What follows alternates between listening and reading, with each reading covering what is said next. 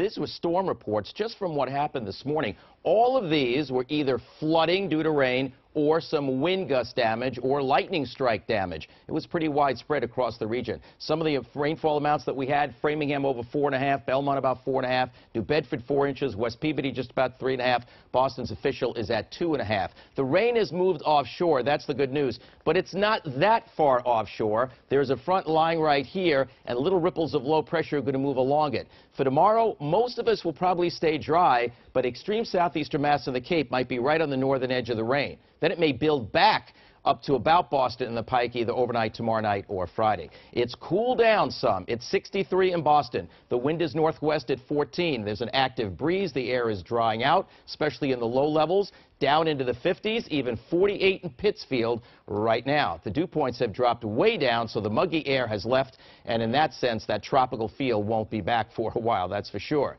Now, you can see what we're talking about for temperatures tomorrow, starting around 52 in Boston, some 40s in the northwest suburbs. I do think the day will be mainly dry, breezy, and cool, with perhaps a bit of rain down around southeastern Mass and the Cape.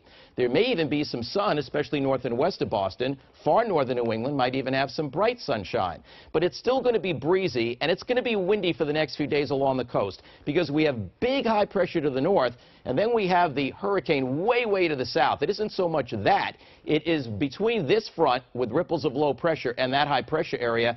It's a big pressure gradient, so that means there's a lot of wind. The air is going to flow from high pressure to low pressure in a northeasterly fashion, and the tides are astronomically high. So they're still pretty high for tomorrow and Friday and Saturday, even though they're coming down a little bit each day, but the wind will be strong and the seas will be building. So that means there's a coastal flood advisory for tomorrow's high tide, which is around 2 o'clock. So anywhere from noon to 4. Some basements could take on a little bit of water, and also some of the coastal roads will take on water and may need to be closed close to the time of high tide. So what about this additional area of rain? Let me give you an idea what we're talking about. Tomorrow, clouds for the most part, dim sun north and west, and rain close to the Cape or the islands. Starts to build back tomorrow night and on into Friday, but the accent is for the heaviest rain to be over extreme southeastern Mass and the Cape, and Boston and the Mass Pike near the northern edge. That seems the way it'll be. Saturday, I'm hopeful that we'll have a day mostly rain-free, and perhaps even into Saturday night, and to start off Sunday that way. But now we have to talk about the storm. It's a Category 3 storm.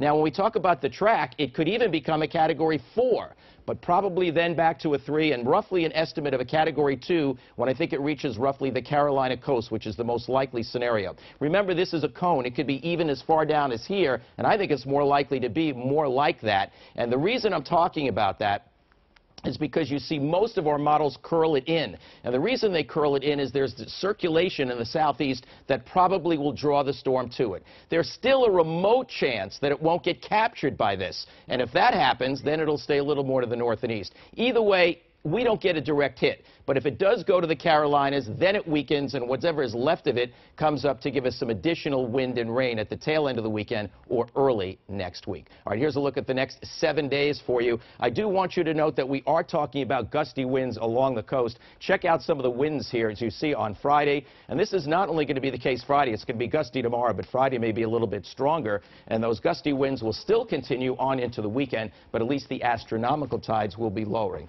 Nonetheless, when I say we're watching Joaquin in that Sunday, Monday time period, it would be for leftovers for us. But the Carolinas, the Mid-Atlantic, they got to be careful, and certainly there's the potential for hurricane watches to be issued within the next 24 hours for parts of the East Coast.